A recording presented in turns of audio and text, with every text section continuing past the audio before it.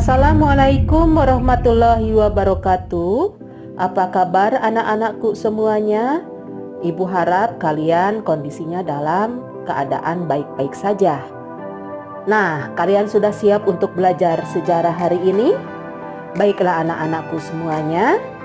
Materi sejarah pada hari ini kita akan membahas tentang kompetensi dasar 3.2, yakni memahami corak kehidupan masyarakat pada zaman praaksara.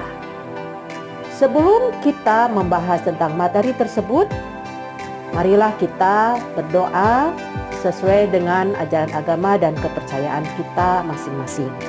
Untuk berdoa, dipersilahkan. Berdoa selesai. Nah, selanjutnya anak-anakku, marilah kita memperdengarkan lagu kebangsaan Indonesia Raya.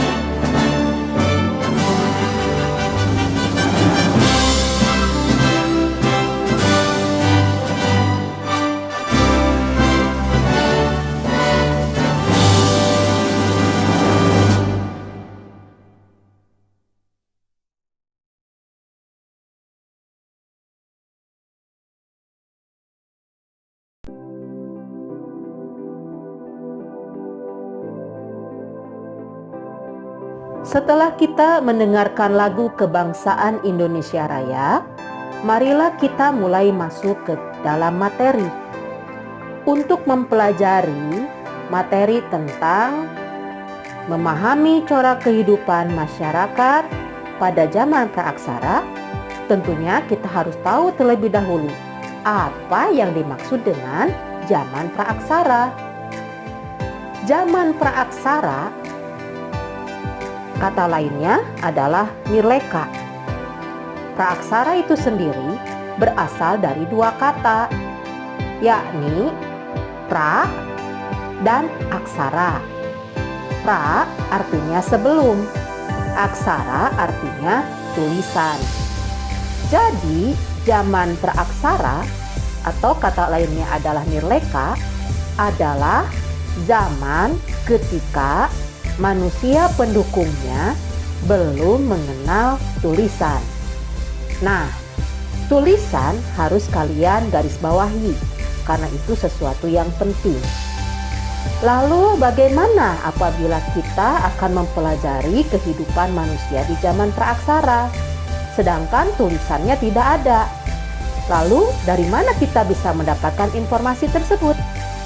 Nah, anak-anak, untuk mempelajari kehidupan manusia di zaman praaksara, maka kita hanya bisa menggunakannya dengan menggunakan satu sumber sejarah pendukung saja, yaitu sumber sejarah yang berasal dari benda.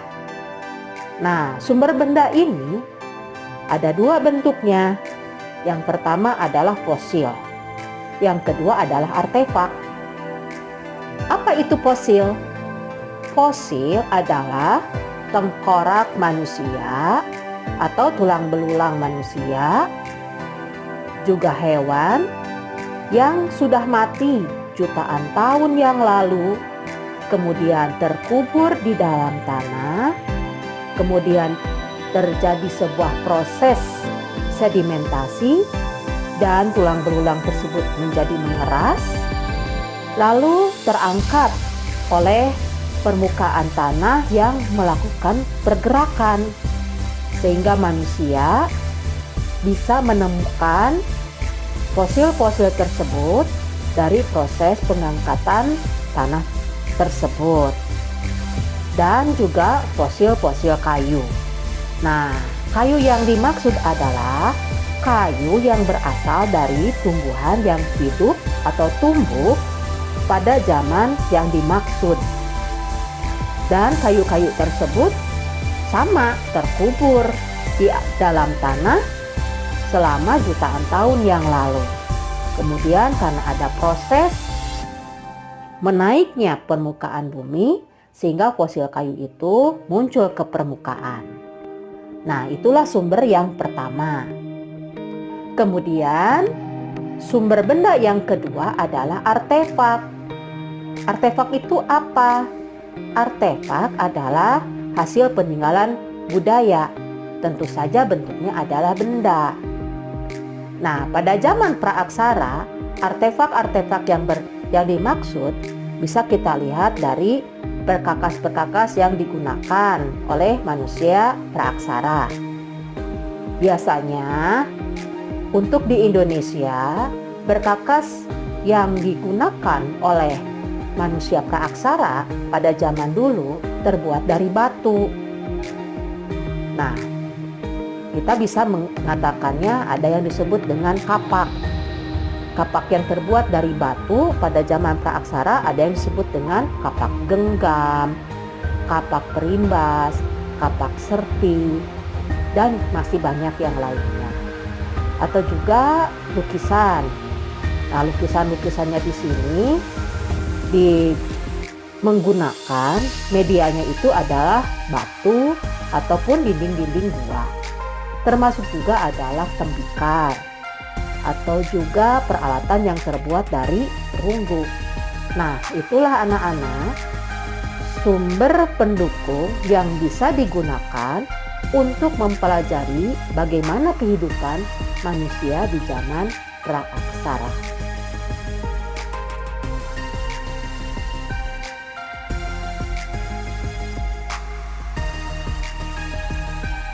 Anak-anak, setelah kalian membahas tentang pengertian zaman praaksara serta sumber-sumber pendukung yang bisa digunakan untuk mempelajari kehidupan zaman praaksara, marilah kita membahas tentang pembabakan bumi menurut ilmu geologi. Menurut ilmu geologi, bumi dibentuk ke dalam 4 babak. Babak pertama disebut dengan zaman Arkaikum atau Azoikum. Babak yang kedua adalah Paleozoikum. Babak ketiga Mesozoikum. Dan babak yang keempat adalah babak Neozoikum. Apa perbedaan dari keempat babak tersebut? Yang menjadi pembedanya adalah makhluk hidup pendukungnya. Nah, mari kita bahas. Pada zaman Arkaikum atau Azoikum, belum ada makhluk hidup pendukung. Kenapa demikian? Ini disebabkan karena kondisi bumi pada zaman Arkaikum atau Azoikum memang belum bisa ditinggali oleh makhluk hidup apapun karena suhu bumi masih sangat panas. Berbeda dengan zaman Paleozoikum, makhluk hidup di zaman ini sudah mulai ada. Maka zaman ini disebut juga dengan zaman primer. Makhluk hidup yang dimaksud adalah trilobita. Trilobita itu adalah makhluk purba yang tidak memiliki tulang belakang. Tentu saja pada saat ini sudah tidak ada atau sudah punah. Selanjutnya adalah zaman Mesozoikum. Disebut juga dengan zaman sekunder. Nah, makhluk hidup pendukungnya adalah hewan-hewan reptil. Seperti hewan-hewan yang dimunculkan dalam film Jurassic Park, seperti dinosaurus, Therosaurus, dan yang lain-lainnya. Kemudian di zaman yang keempat adalah Neozoikum.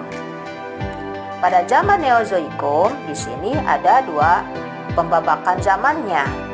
Yang pertama adalah kuarter, yang kedua adalah tersier. Perbedaannya tetap makhluk hidup pendukungnya. Di zaman Neozoikum kuarter, makhluk hidup pendukungnya adalah mamalia. Mamalia itu adalah hewan menyusui, seperti harimau, gajah, dan yang lainnya. Namun, jangan kalian pikir harimau, gajah, dan jenis-jenis mamalia yang dimaksud sama dengan mamalia yang kita temuin saat ini. Gajah pada zaman dulu berbeda dengan gajah pada zaman sekarang. Perbedaannya itu dari apa? Dari bentuk fisiknya.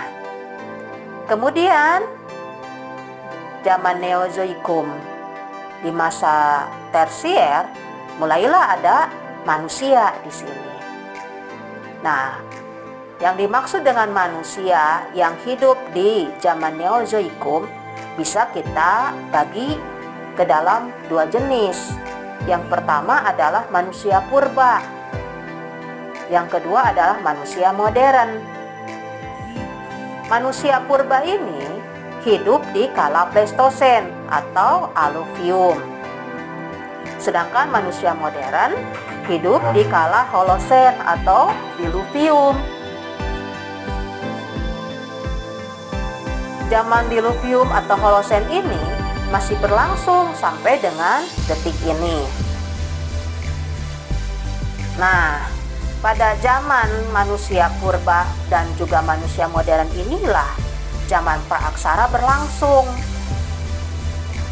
Tapi kalian juga pasti akan bertanya, manusia modern yang dimaksud itu siapa?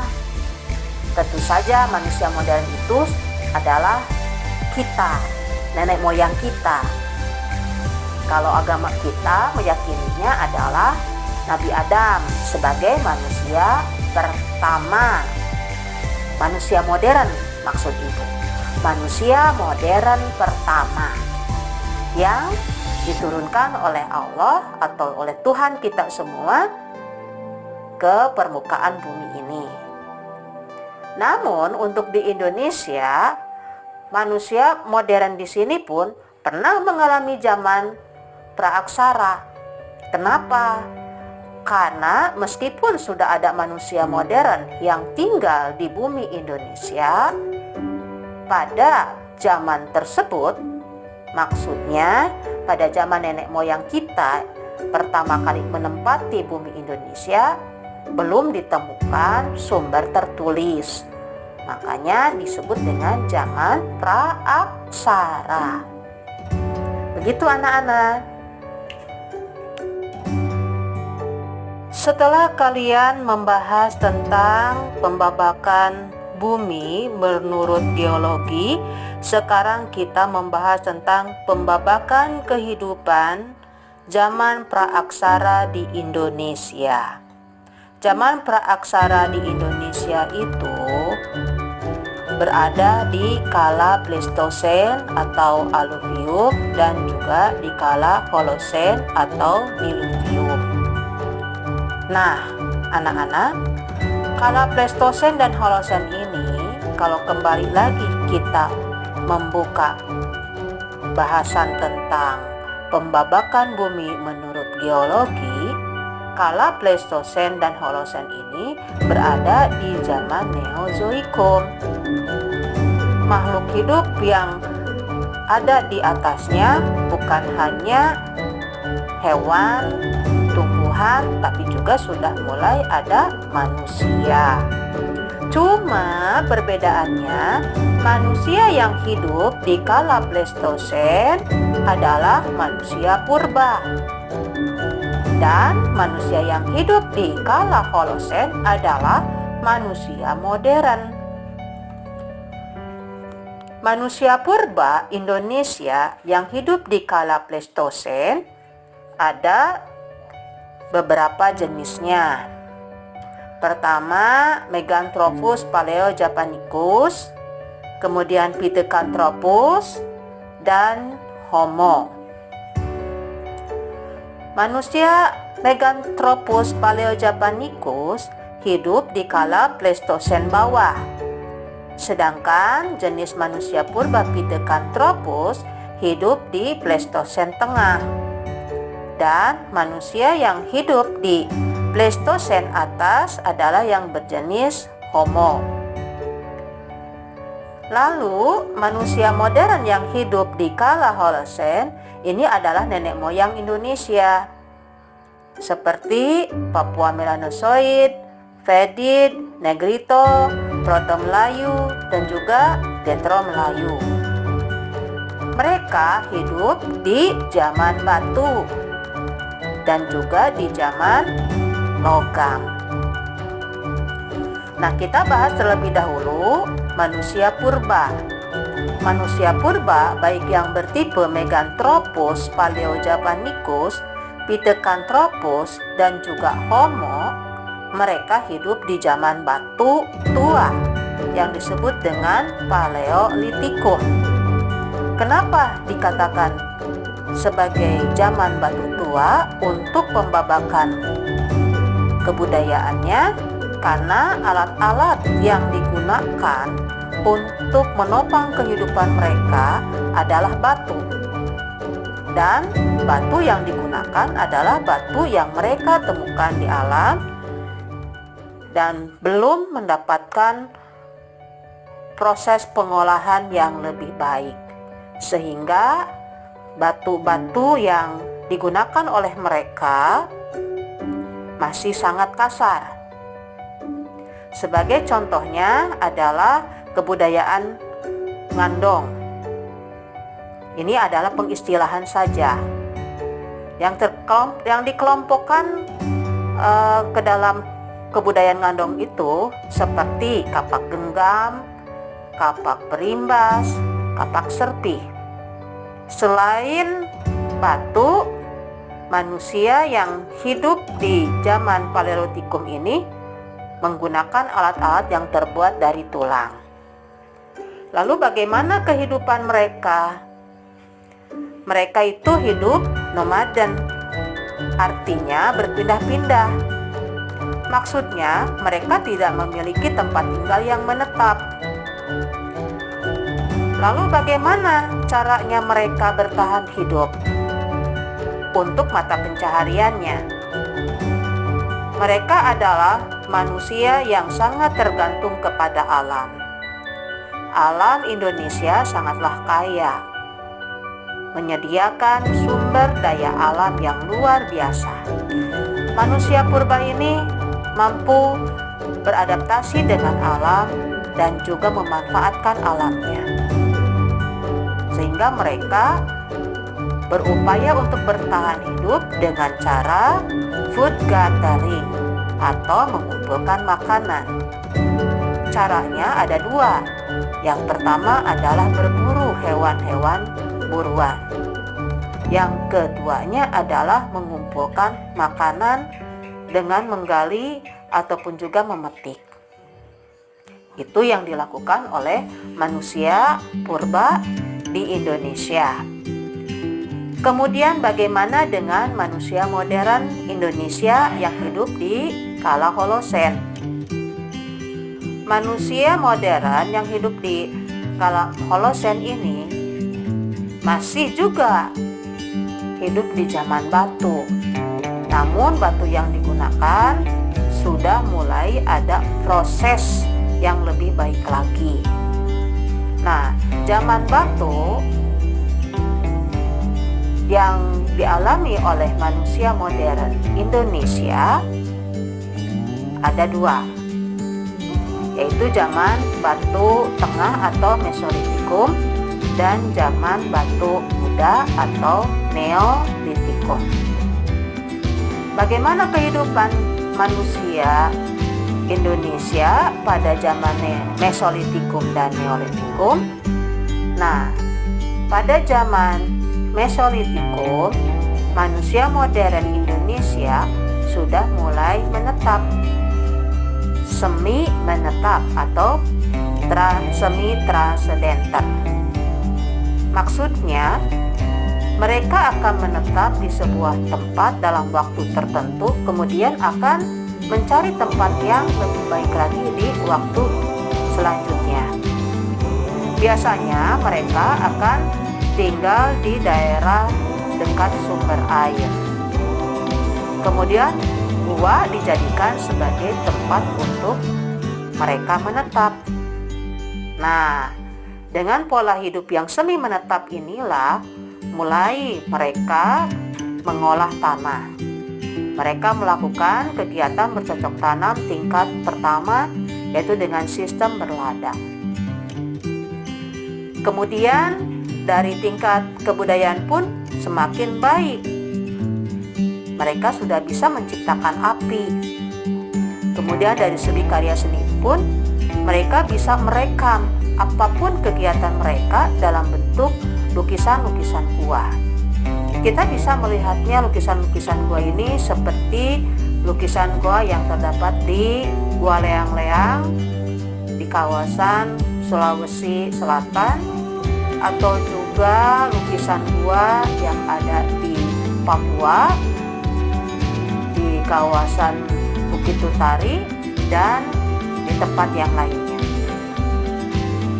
Lalu manusia Indonesia yang hidup di zaman Neolitikum ini didukung oleh nenek moyang kita yang berasal dari Proto Melayu.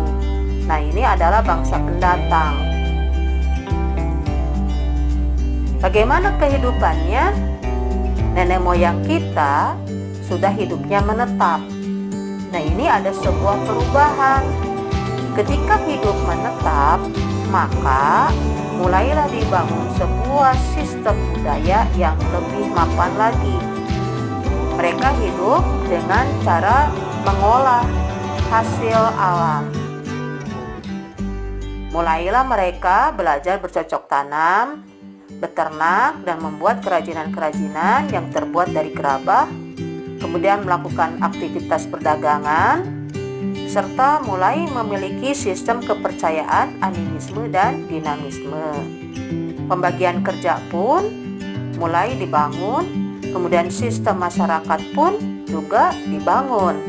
Mulailah aturan-aturan, nilai-nilai, dan norma-norma sosial disepakati di dalam kelompok mereka. Selanjutnya, selain manusia pendukung Proto Melayu, di sini juga ada nenek moyang kita ras Detro Melayu. Kalau ras Detro Melayu, nenek moyang kita memasuki zaman logam. Namun ketika menggunakan zaman logam ini, alat-alat yang terbuat dari batu tidak ditinggalkan. Jadi di sini sudah ada kolaborasi jenis hasil kebudayaan zaman batu masih juga digunakan di zaman logam.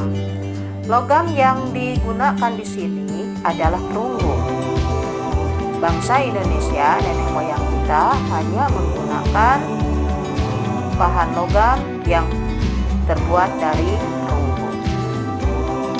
Nah, Anak-anak, transisi antara zaman Neolitikum dengan zaman Lokam ini, kita bisa menjumpai ada hasil kebudayaan yang terbuat dari batu yang disebut kemudian lebih dikenalnya dengan zaman Megalitikum. Mega artinya besar, litikum artinya batu. Zaman batu besar. Pada era ini kita bisa melihat kalau nenek moyang kita sudah memiliki kemampuan untuk membuat artefak yang memiliki fungsi untuk menghubungkan mereka dengan kekuatan gaib yang mereka percaya, atau istilah kita adalah Tuhan,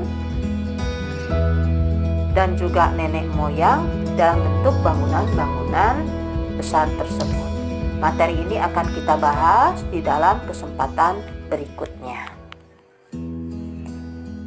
Itu anak-anak, materi tentang pembabakan kehidupan zaman praaksara di Indonesia. Slide berikutnya, di sini Ibu menampilkan tentang manusia pendukung zaman praaksara Indonesia. Di awal sudah dijelaskan bila manusia pendukung zaman praaksara itu ada dua, yakni manusia purba dan manusia modern. Manusia purba di Indonesia ada 3 tipe anak-anak.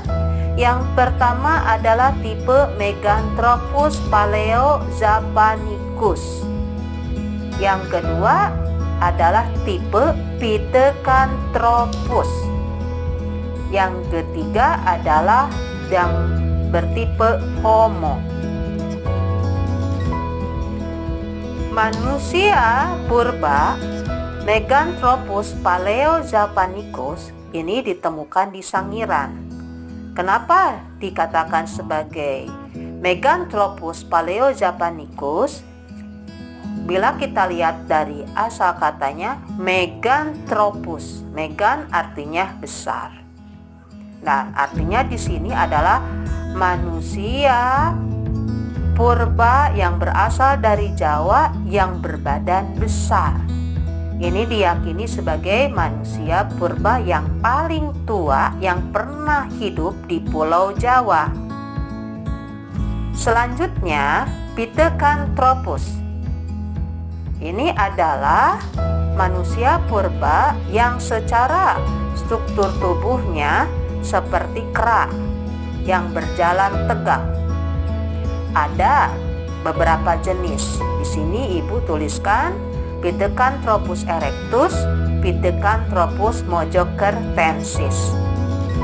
Dan selanjutnya adalah tipe Homo, jenis Homo wajakensis, Homo soloensis, dan Homo floresiensis. Itu adalah manusia purba yang pernah ada di Indonesia.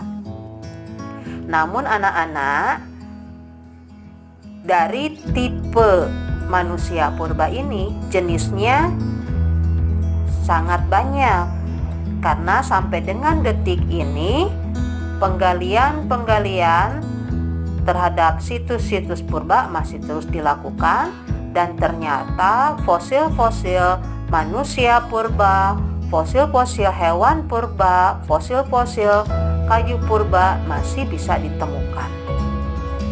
Selanjutnya, manusia modern. Manusia modern yang dimaksud adalah nenek moyang bangsa Indonesia. Jadi sebetulnya anak-anak jangan sampai kalian ada sebuah kesalahan persepsi. Manusia purba bukanlah nenek moyang dari manusia modern. Manusia modern yang dimaksud adalah kita saat ini. Jadi tidak ada keterhubungan antara manusia purba dengan diri kita. Kita saat ini memiliki hubungan dengan manusia modern yang pertama kali menempati kepulauan Indonesia. Dan apabila kita tarik lebih jauh lagi dari awal proses adanya manusia modern pertama, maka kita tidak hanya mengkajinya dari segi ilmu saja, kita bisa membukanya dari Al-Quran ataupun kitab suci yang kita yakini. Nah, menurut Al-Quran, manusia modern itu adalah Nabi Adam. Kalian bisa membuka rujukan tentang hal itu di dalam Al-Quran. Kemudian muncullah suku-suku bangsa di Indonesia. Kenapa demikian? Ya, karena ada sebuah proses interaksi sosial yang dilakukan oleh mereka. Untuk lebih lengkapnya akan dibahas di dalam pertemuan berikutnya, anak-anak.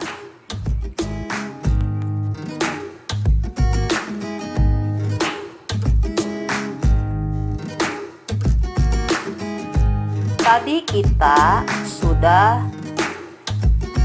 membahas tentang manusia purba yang ada di Indonesia berdasarkan tipe dan jenisnya. Lalu bagaimana ciri-ciri fisik manusia purba yang ada di Indonesia? Untuk Meganthropus paleojapanicus ini ditemukan oleh von Koningswald. Ditemukan di Sangiran kisar tahun 1936 dan 1941. Ciri fisiknya, ukuran tubuhnya cukup besar. Jenis manusia Meganthropus paleojapanicus ini mempunyai tonjolan tajam di belakang kepala, bertulang pipi tebal dengan tonjolan kening yang mencolok, lalu tidak mempunyai dagu sehingga lebih menyerupai kera. Meganthropus paleojapanicus mempunyai otot kunyah, gigi dan rahang yang besar dan kuat. Makanannya berupa tumbuh-tumbuhan. Itu ciri-ciri fisik dari Meganthropus paleojapanicus. Kemudian Pithecanthropus.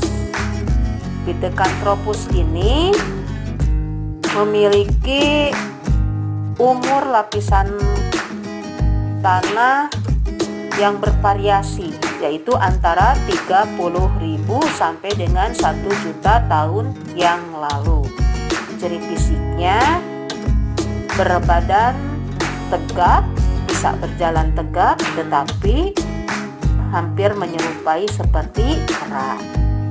Kemudian yang berjenis Homo. Untuk Homo soloensis, ciri-ciri khusus yang dimiliki oleh manusia purba jenis ini antara lain volume otaknya antara 1000 sampai 1300 cc. Tinggi badannya antara 130 sampai 210 cm. Mukanya tidak menonjol ke depan serta berjalan tegak secara bipedal atau kedua kakinya menapak. Dan Homo soloensis ini diperkirakan pernah hidup antara 900.000 sampai 300.000 tahun yang lalu. Untuk ciri fisik Homo wajakensis, ciri fisiknya memiliki muka lebar dan datar, hidungnya lebar dan bagian mulutnya menonjol.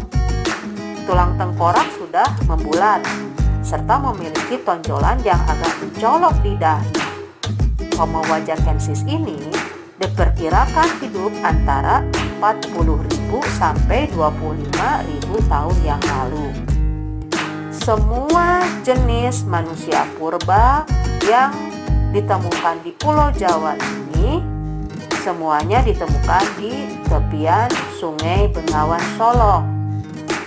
Di tepi Sungai Bengawan Solo ini banyak ditemukan fosil-fosil manusia purba, fosil-fosil hewan, dan juga fosil-fosil tumbuhan.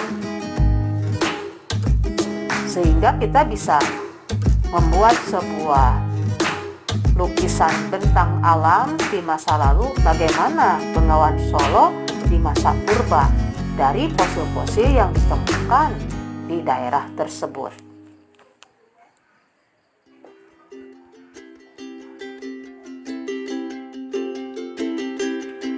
Anak-anak, alam Indonesia memiliki andil yang sangat besar dalam keberlangsungan hidup manusia yang pernah tinggal di Kepulauan Nusantara. Sungai dan pantai menjadi daerah yang sangat diminati, mengingat di tempat tersebut banyak hewan yang bisa diburu. Nah, selanjutnya, bagaimana pola kehidupan manusia zaman praaksara di Indonesia?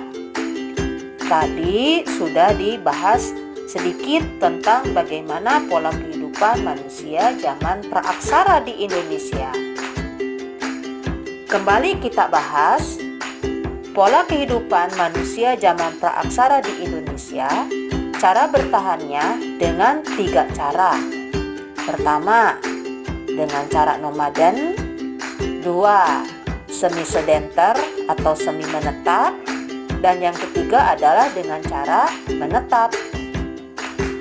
Bagaimana cara hidup nomaden? Arti kata nomaden itu sendiri artinya berpindah-pindah. Artinya mereka tidak bertahan hidup di dalam sebuah lingkungan alam yang tertentu. Nah, manusia yang hidup dengan cara nomaden ini pada zaman praaksara adalah manusia purba. Mereka akan berpindah dari satu tempat ke tempat yang lainnya. Hal ini sesuai dengan sistem ekonomi yang mereka lakukan, yakni dengan cara food gathering. Itulah cara yang mereka lakukan untuk memenuhi kebutuhan primernya. Mereka akan mengumpulkan makanan dengan cara berburu hewan atau menangkap ikan, serta menggali umbi-umbian, memetik buah, ataupun juga daun-daunan yang bisa mereka makan. Selanjutnya, bagaimana dengan sistem kepercayaannya? Mereka belum memiliki sistem kepercayaan. Lalu anak-anak, cara hidup yang dilakukan oleh manusia zaman praaksara Indonesia yakni cara hidup semi sedenter atau semi menetap. Gua dijadikan sebuah tempat tinggal mereka. Biasanya gua yang mereka pilih adalah gua yang dekat dengan sumber air, baik itu sungai maupun pantai. Sistem kepercayaannya, mereka mulai memiliki sistem kepercayaan. Hal ini dibuktikan dengan adanya lukisan-lukisan di dinding-dinding gua atau di batu-batu yang menunjukkan bila mereka itu memiliki sebuah kepercayaan terhadap kekuatan gaib. Warna-warna yang mereka pilih seperti putih, kemudian juga warna merah, ditambah lagi dengan cap tangan ataupun juga ragam hias lainnya, itu ketika diinterpretasi oleh ahli arkeolog menunjukkan bila lukisan-lukisan tersebut diperuntukkan untuk pemujaan mereka terhadap roh nenek moyang ataupun kekuatan gaib yang mereka yakini. Bagaimana dengan sistem ekonominya? Mereka sudah tidak lagi menggunakan sistem ekonomi food gathering. Mulailah mereka berupaya untuk mengolah alam dengan cara bercocok tanam tingkat pertama yang dilakukan dengan cara ladang berpindah. Untuk bisa melakukan kegiatan ladang berpindah, maka mereka akan membuka lahan. Caranya adalah dengan slash and burn atau menebang dan juga membakar lahan.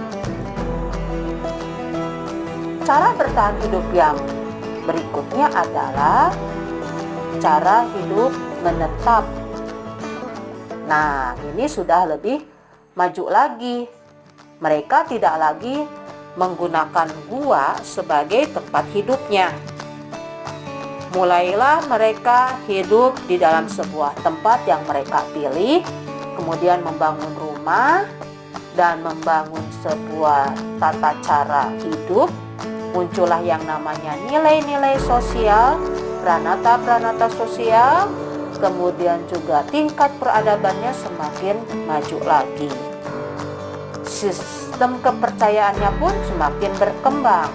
Ini ditunjukkan dengan ditemukannya benda-benda megalit seperti menhir, dolmen, sarkofagus, ataupun punden berundak yang dituduhkan sebagai tempat ataupun alat bagi mereka memuja roh nenek moyang ataupun kekuatan yang gaib yang dianggap lebih hebat daripada kekuatan yang mereka miliki. Sistem ekonominya adalah food producing. Tetap tanah menjadikan sebuah cara untuk mereka bertahan hidup. Artinya mereka mulai bercocok tanam tingkat lanjut dan tidak lagi dengan cara ladang berpindah-pindah. Mereka mulai berkebun. Kemudian juga mereka mulai beternak, mengembangbiakan hewan yang biasanya mereka buru. Kemudian melakukan kegiatan perundagian. Perundagian di sini adalah sebuah teknik untuk mengolah logam. Kemudian juga tentu saja dengan kegiatan menetap, kegiatan ekonominya bukan hanya bercocok tanam, beternak, melakukan kegiatan pengolahan logam, tapi juga sudah mulai melakukan kegiatan transaksi ekonomi dengan cara berdagang. Nah, itu pola kehidupan manusia zaman praaksara di Indonesia. Itulah cara kehidupan manusia praaksara di Indonesia.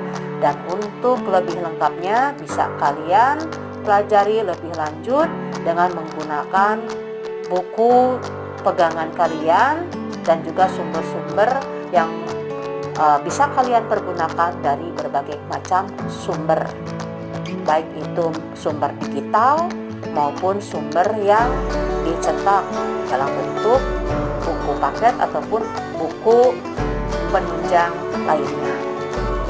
Demikian anak-anak untuk materi tentang corak kehidupan manusia praaksara di Indonesia. Terima kasih. Assalamualaikum warahmatullahi wabarakatuh.